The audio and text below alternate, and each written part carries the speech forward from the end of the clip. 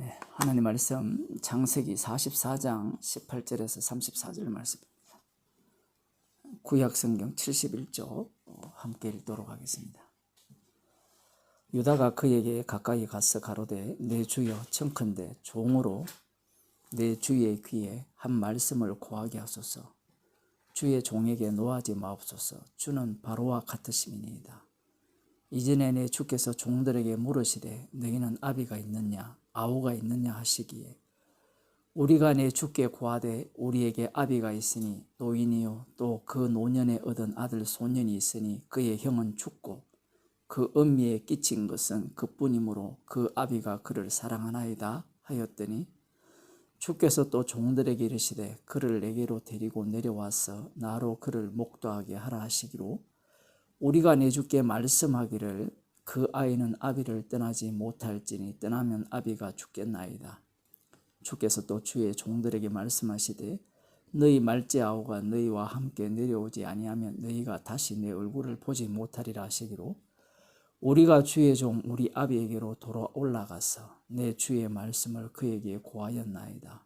그 후에 우리 아비가 다시 가서 곡물을 조금 사오라 하시기로 우리가 이르되 우리가 내려갈 수 없나이다. 우리 말째 아우가 함께하면 내려가려니와 말째 아우가 우리와 함께함이 아니면 그 사람의 얼굴을 볼 수 없음이니이다. 주의 종 우리 아비가 우리에게 이르되 너희도 알거니와 내 아내가 내게 두 아들을 낳았으나 하나는 내게서 나간 고로 내가 말하기를 정령 찢겨 죽었다 하고 내가 지금까지 그를 보지 못하거늘 너희가 이도 내게서 취하여 가려 한적 만일 재해가 그 몸에 미치면 나의 흰머리로 슬피 음부로 내려가게 하리라 하니 아비의 생명과 아이의 생명이 서로 결탁되었거늘 이제 내가 주의 종 우리 아비에게 돌아갈 때에 아이가 우리와 함께하지 아니하면 아비가 아이의 없음을 보고 죽으리니 이같이 되면 종들이 주의 종 우리 아비의 흰머리로 슬피 음부로 내려가게 함이니이다.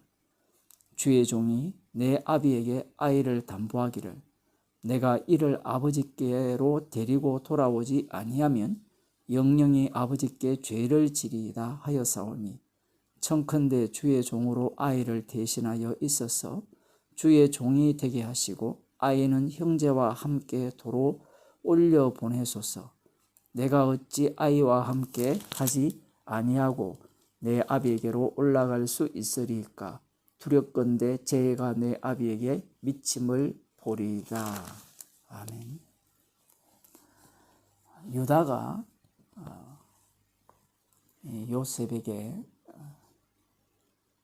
만일 베냐민을 데리고 아버지께로 돌아오지 않는다면 그 아버지는 돌아가실 것이다. 그렇게 말을 합니다. 왜냐하면 이 아이와 그 아버지의 생명이 서로 연동이 되었다라는 겁니다. 그래서 유다가 자신이 주의 종이 되고 자신의 생명을 담보로 삼아서 베냐민을 다른 형제들과 돌려보내시고 그리하셔서 우리의 그 아버지 야곱을 살려달라 그렇게 요청하는 내용입니다. 이후에 이제 요셉이 자신의 정체를 밝히거든요. 우리가 이 본문을 보면 이러한 일들은 이 세상에서 흔히 일어날 수 있는 일입니다. 자기 아버지를 위해서 이러한 어떤 희생을 한다든가 어쨌든 어느 지역이든 일어날 수 있는 일인데 지금 이들에게서 일어나는 일들은 어떠한 일들이냐라고 할 때는 언약 백성 가운데서 일어나는 일들입니다. 유다가 지금 이러한 모습을 보이는 이유는 요셉이 꾼 꿈이 어떠한 의미를 담고 있는지를 보여주는 겁니다. 요셉이 주가 되는 꿈을 꾸었거든요. 그렇지 않아도 요셉이 미운데 자신들의 주가 된다고 하니까 더 미운 겁니다. 더 시기하는 거예요. 왜 시기하는가? 그 이유는 간단합니다. 야곱이 장자의 명분을 얻고 싶어 했고 장자의 축복을 받고 싶어 했잖아요. 야곱의 아들들이라고 다르지 않죠. 천당 아래 가장 높은 곳에 살고 싶고 주단태 이름으로 빌리지를 지어서 자기가 주인 행세하는 그런 곳에서 살고 싶은 거예요. 누구든지 왕 노릇하고 싶고 주가 되고 싶은 겁니다. 그 요셉이 꾼 꿈을 자기들도 꾸고 싶었던 거예요. 그래서 요셉을 죽이려고 했고 팔아먹은 겁니다. 자, 이제는 이 유다가 이 요셉이 알고 있는 이 주의 개념이, 주의 의미를 유다도 비로소 알게 되었다라는 겁니다. 주라는 자리는 어떤 자리냐? 절 받는 자리 맞긴 맞아요. 그런데 절 받는 자리가 되기 위해서는 반드시 자신의 생명을 내어놓고 이 자신의 형제들을 살려야 되는 그러한 역할을 감당하는 것이 바로 주의 자리입니다. 예수님께서 자신의 목숨을 많은 사람들의 대속물로 내어놓으셨죠. 그분이 주가 되셨거든요. 하나님께서 아브라함과 이삭과 야곱에게 하신 그 약속, 언약의 성취는 바로 십자가 지셔서 죽으신 그분의 주되심으로 완성이 되는 겁니다. 예수님의 살과 피로 새 언약이 세워지는 거예요. 유다는 자신의 생명을 내어놓고 아버지의 생명을 살리는 겁니다. 여기에서 우리가 무엇을 볼 수 있는가 하면요. 아브라함이 아들 이삭의 죽음으로 살아나요. 그 내용을, 아브라함 언약이죠. 그 언약을 그대로 지금 유다가 반복하고 있고, 물론 요셉이 그 내용을 반복하고 있고, 야곱의 아들들 전체가 이삭의 죽음 속으로 빨려든다라는 사실입니다. 마가복음 10장을 한번 보도록 하겠습니다. 마가복음 10장 42절에서 45절 말씀을 보게 되면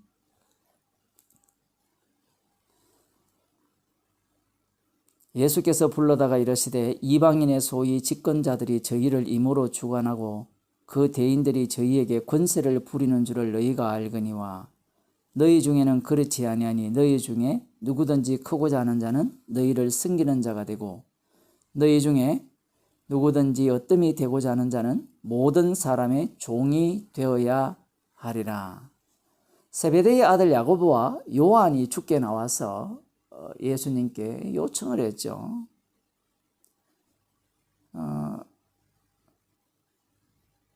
주의 영광 중에서 우리를 하나는 주의 우편에 하나는 좌편에 앉게 해달라.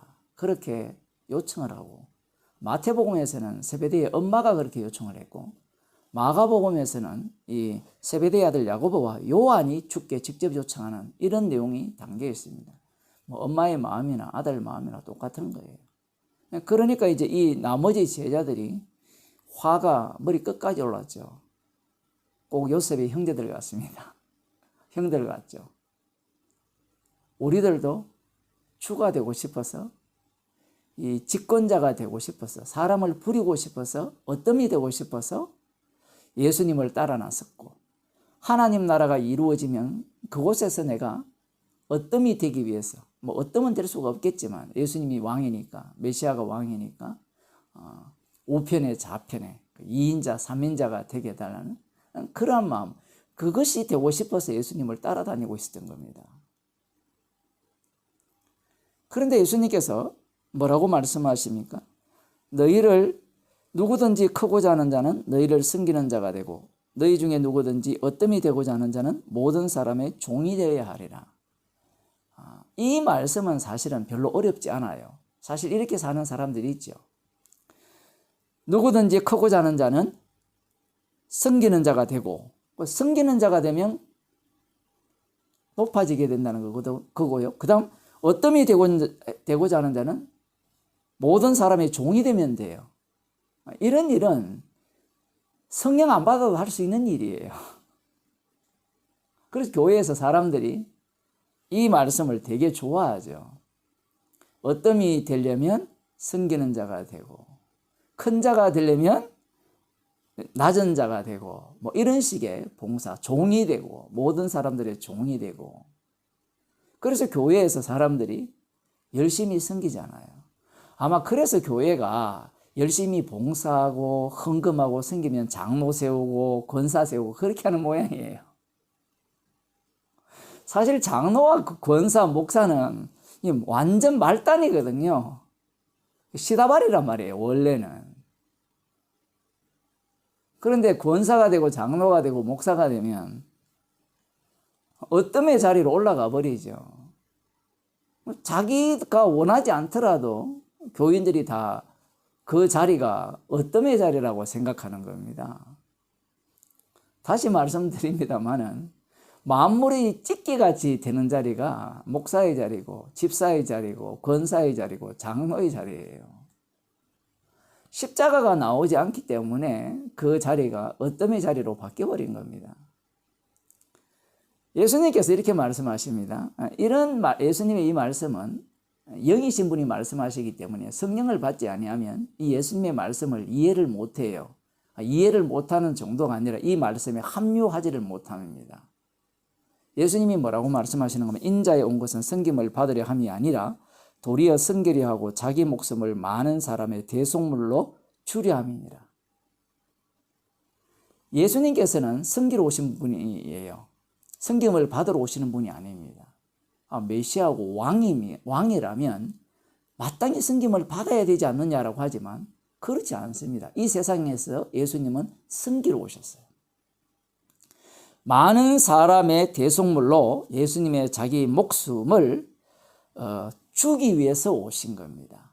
달리 말하면 많은 사람들을 구원하기 위해서 대속물로 주시는 거예요. 그러면 이 말씀을 방금 앞부분에 하신 말씀을 그대로 적용시키면 어떤 내용이 되느냐라고 할 때는 누구든지 크고자 하는 자는 너희를 섬기는 자가 되고, 이 섬기는 자가 되면 대속물이 되어야 돼요. 구원을 줄 수 있어야 된다, 이 얘기입니다. 지금 예수님의 말씀은. 그 어느 인간이 그럴 능력이 있습니까? 없죠.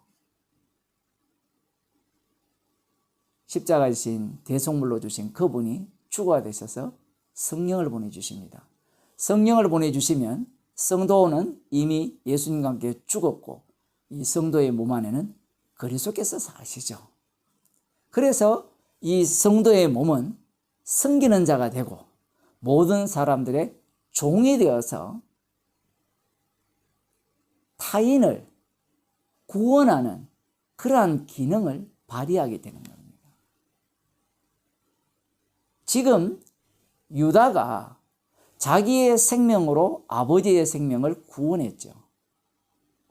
이 이야기는 옛날 이야기가 아니라 오늘날 교회에 하는 이야기예요. 사람들은 복음을 알고 예수를 믿고 그러면 모두가 다 어디를 향해 있는가 하면 높은 자리로 가 있어요. 희생물이 된다고 하니까 뭔가 대단한 것 같죠. 지금 오늘 본문을 보면 대단하지 않아요. 그냥 자기들 형제 간에 식구들 간에 일어난 일이에요. 소자에게 한 것이 내게 한 것이라는 이런 말씀들이 우리들이 그냥 무시할 만한 그 사건 속에서 주님의 죽으심이 일어나는 거예요. 오늘날 주님이 누구로부터 핍박을 받느냐라고 할 때는 복음 아는 우리들로부터 핍박받고 미움받아요.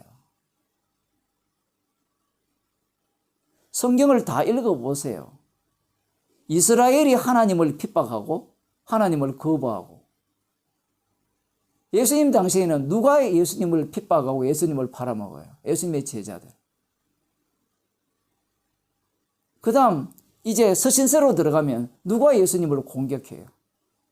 교회가 공격하잖아요. 희생물이 될 마음이 없는 겁니다. 달리 말하면 십자가의 영을 받지 못했다고 볼 수 있습니다.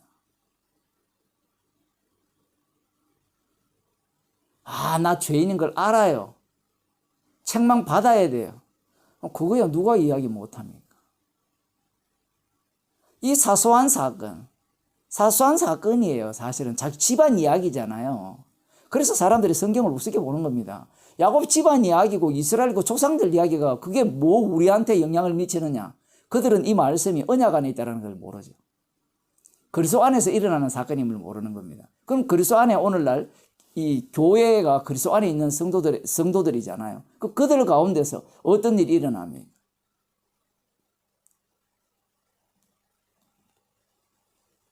주님께서 서로 사랑하고 서로 용납하고 서로 위로하고 이런 말씀을 하신 이유가 용납하고 위로하고 뭐 화목하고 이렇게 되려면요. 죽어야 돼요, 한쪽이. 내가 죽지 아니하면 타인을 살리지를 못해요. 십자가 앞에 죄인이 되지 아니하면 타인이 용납이 안 돼요. 나 죄인임을 알아요 해서는 타인을 용납 못합니다. 왜냐하면 그거는 죄인임을 아는 나는 살아야 된다라고 오기 때문에 그래요. 그런데 유다는 어떻습니까? 내가 죽어야 돼요. 그래야 아버지가 삽니다. 이게 언약 정신이에요. 이것이 오늘날 우리들에게 하시는 말씀입니다. 우리들을 부르신 이유가 제가 몇 번이나 말씀드린 바와 같이 제사장 나라 만드는 게 목적이에요. 희생제물 만드는 게 목적입니다. 우리의 몸 가운데는 십자가의 피 공로만을 자랑하도록 하게 하실 뿐만 아니라 그 십자가의 희생물이 되도록 우리들을 다루시는 겁니다. 기도하시겠습니다. 하나님 아버지, 예수님의 살과 피로 새 언약을 세우셨고 그 언약 안으로 저희들을 이끄셔서 우리의 인생을 내가 주가 되는 그러한 인생으로 사는 자가 아니라 십자가에 피 흘리신 예수 그리스도의 주되심만을 증거하기 위해 우리의 인생을 희생제물로 다루시는 주님의 일을 보게 하심을 감사드립니다. 우리 산자가 항상 죽음에 넘겨올 때 예수 그리스도의 생명이 우리 가운데 나타난다는 말씀처럼 우리의 인생을 주께서 주님 정인으로 마음껏 다루어 주옵소서. 예수님 이름으로 기도드리옵나이다. 아멘.